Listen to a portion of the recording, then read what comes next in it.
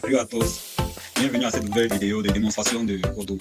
Aujourd'hui, comme vous avez vu sur le titre, on va parler de la fonctionnalité dédiée pour plusieurs fournisseurs. La première des choses lorsqu'on veut faire un achat à plusieurs fournisseurs, c'est d'abord d'aller dans les paramètres.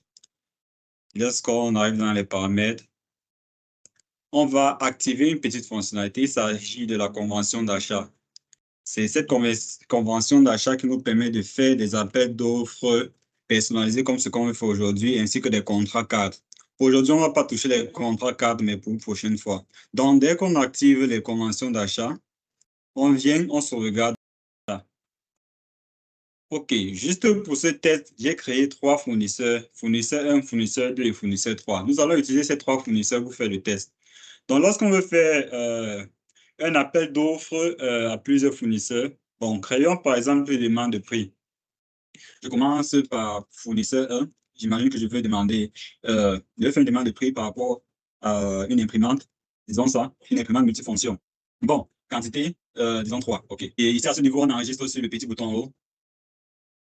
Oui, à ce moment, on peut déjà imprimer la demande de prix pour envoyer au fournisseur 1. Et bon, imaginons qu'après avoir demandé, le fournisseur 1 nous dit qu'il vend ses imprimantes à 300 000 francs. Pour envoyer la même demande de prix aux autres fournisseurs sans recréer, on passe sur l'onglet alternatif. L'onglet alternatif, c'est créé juste après qu'on ait activé dans les paramètres convention d'achat.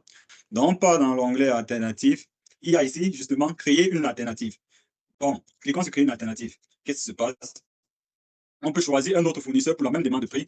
Je vais choisir le fournisseur 2 pour le coup. Et là, je laisse cocher copier les produits pour que ça envoie exactement les mêmes produits qui ont été créés sur la demande de prix envoyée au fournisseur 1. Je mets créer une alternative. Voilà, super. Dès qu'on a fait cela, on est sur la même demande de prix. Mais qu'est-ce qu'on a maintenant? Ça a créé un autre devis immatriculé P18. Venant de P17, vu qu'on était dans P17 avec fournisseur 1, maintenant nous sommes dans P18 avec fournisseur 2. Et si on vérifie l'alternative, bien sûr, on a les deux alternatives. Maintenant, le fournisseur 2, c'est encore vide parce qu'il n'a pas encore envoyé ses prix. Disons que le fournisseur 2 nous dit qu'il vend à 250, non, 280 000. 280 000, OK, 280 000. Allons dans l'alternative, ça a déjà changé, ça a mis le total. Donc, on a déjà deux alternatives. Créons une troisième alternative, là, pour le fournisseur 3. OK. Et bien sûr, je laisse toujours cocher la case copier les produits. Je peux s'apprendre exactement les mêmes produits pour la demande de prix envoyée au fournisseur 3. Je mets créer une alternative. Fournisseur 3, prix est vide. Imaginons, on envoie par mail ou alors on imprime la demande de prix, on envoie au fournisseur, comme vous voulez. Et bien sûr, dès qu'il répond à la demande de prix envoyée, il nous dit par exemple qu'il vend les imprimantes à 290 000. 290 000. OK. 290 000. On vérifie ici, c'est bien modifié. On a nos 3 alternatives. On peut encore ajouter d'autres alternatives comme on veut. J'enregistre. Et si on a l'arrivée prévue, la fiabilité en fait du fournisseur, oui. Puisque j'ai un peu travaillé avec ces fournisseurs avant la vidéo pour qu'on ait déjà des pourcentages de fiabilité. Donc, si on rentre dans les demandes de prix, nos 3 demandes ont été créées pour chaque fournisseur. Et c'est la même demande de prix. On n'a pas eu besoin de recréer à chaque fois. L'avantage maintenant, je veux dire les intérêts maintenant de faire cela, vu que pour l'instant, il n'y a que réplication. Ce n'est pas très grand, ce n'est pas très wow. OK, entrons dans l'une des 3 demandes. Le plus grand intérêt, c'est ça, comparer les lignes de produits. Si vous allez dans Alternative et vous cliquez sur Comparer les lignes de produits, alors là, Odoo vous offre une visibilité totale sur quel fournisseur serait le mieux pour cet achat. Et là, vous aurez le choix. Vous avez bien là la première ligne pour le fournisseur 1. Les points importants à regarder ici, c'est d'abord le prix. Okay. D'abord le prix et ensuite le pourcentage. Vous voyez bien que Odoo déjà a choisi comme prix le plus bas 280 000 qui était le prix du fournisseur 2. OK, le fournisseur 2 avait proposé 280 000.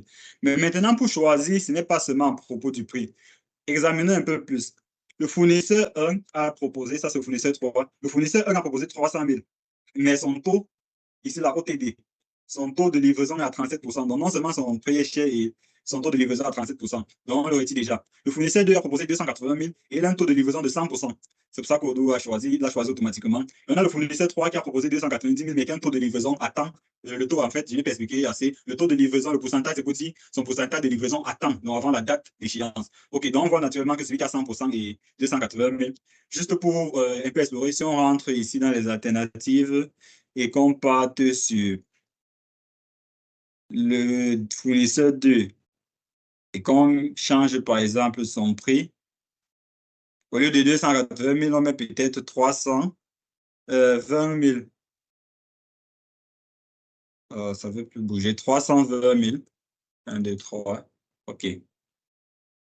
Et qu'on reparte encore sur l'analyse. C'est lui qui avait 100% et c'est lui qui a 320 000. OK. Si on repart sur comparer les lignes,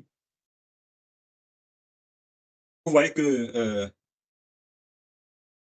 maintenant, la personne qui est le plus poussée, c'est 290 000 avec 50% de taux de livraison. Or, si le produit est un produit crucial pour l'entreprise et qui doit absolument arriver avant la date d'échéance, c'est mieux de choisir le fournisseur qui a 100% de taux de livraison, même si son prix est supérieur à celui qui a 50% et 290 000.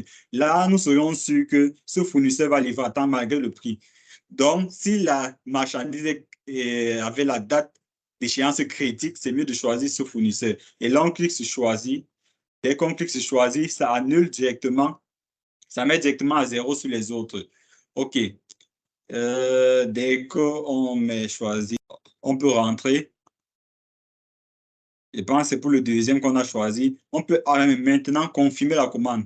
Dès qu'on choisit de confirmer la commande, Odoo nous propose d'annuler les autres alternatives. Oui.